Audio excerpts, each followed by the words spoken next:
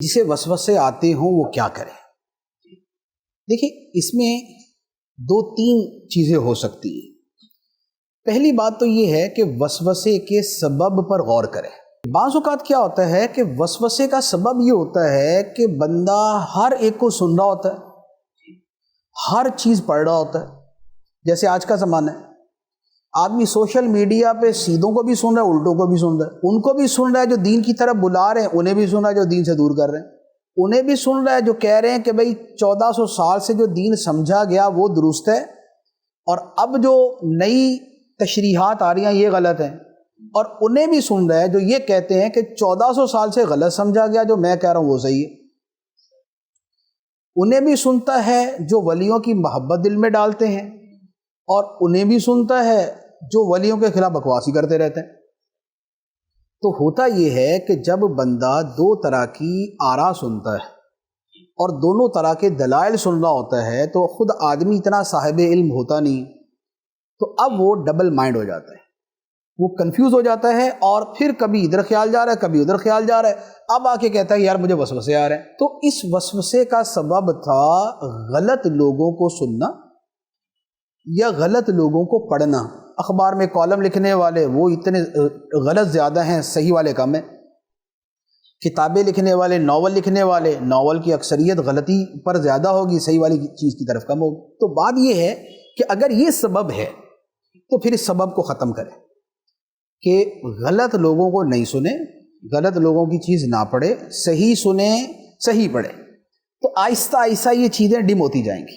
بعض اوقات آدمی جو ہے بری صحبت میں بیٹھتا ہے، کیونکہ ایک تو سوشل میڈیا ہے یا پڑھنا ہے، ایک یہ ہوتا ہے کہ دوستوں کی گیدرنگ ایسی ہے کہ جن کے لیے دین ایمان ایسی کوئی چیز ہی نہیں ہے، جو بھی جملہ بولنا چاہیں بول دیتے ہیں، تو جو ظلمت کا جملہ ہوتا ہے وہ دل میں بھی ظلمت پیدا کرتا ہے، اور صحبت کا اثر بڑا واضح کہ اچھی صحبت ہے اچھا اثر کرے گی، بری صحبت ہے برا اثر کرے گی۔ اسی لیے قرآن پاک میں بطور خاص بری صحبت کے بارے میں اتنا صراحت کے ساتھ فرمایا وَإِمَّا يُنْسِيَنَّكَ الشَّيْطَانُ فَلَا تَقْعُدْ بَعْدَ الذِّكْرَىٰ مَعَ الْقَوْمِ الظَّالِمِينَ، کہ اگر شیطان تجھے بھلا بھی دے اور تو غلط لوگوں کے پاس بیٹھ جائے تو یاد آنے کے بعد پھر نہ بیٹھ ان کے پاس۔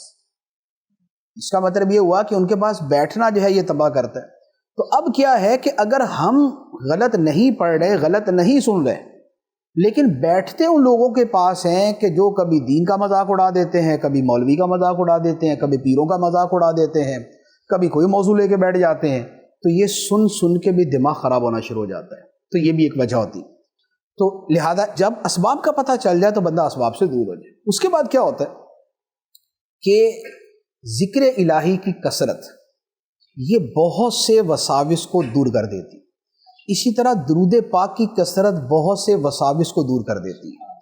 کثرت ذکر کا فائدہ یہ ہے، حدیث مبارک میں ہے کہ شیطان جو ہے بندے کے دل میں آ کے وسوسے ڈالنے لگتا ہے، جب اللہ کا ذکر ہوتا ہے تو بھاگ جاتا ہے وہ۔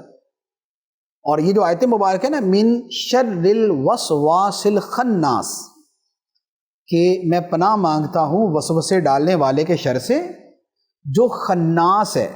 خناس کا مطلب ہے کہ جو بھاگم بھاگ آتا ہے اور وسوسے ڈال کے پھر بھاگ جاتا ہے، پھر آتا ہے پھر ڈال کے بھاگ جاتا ہے۔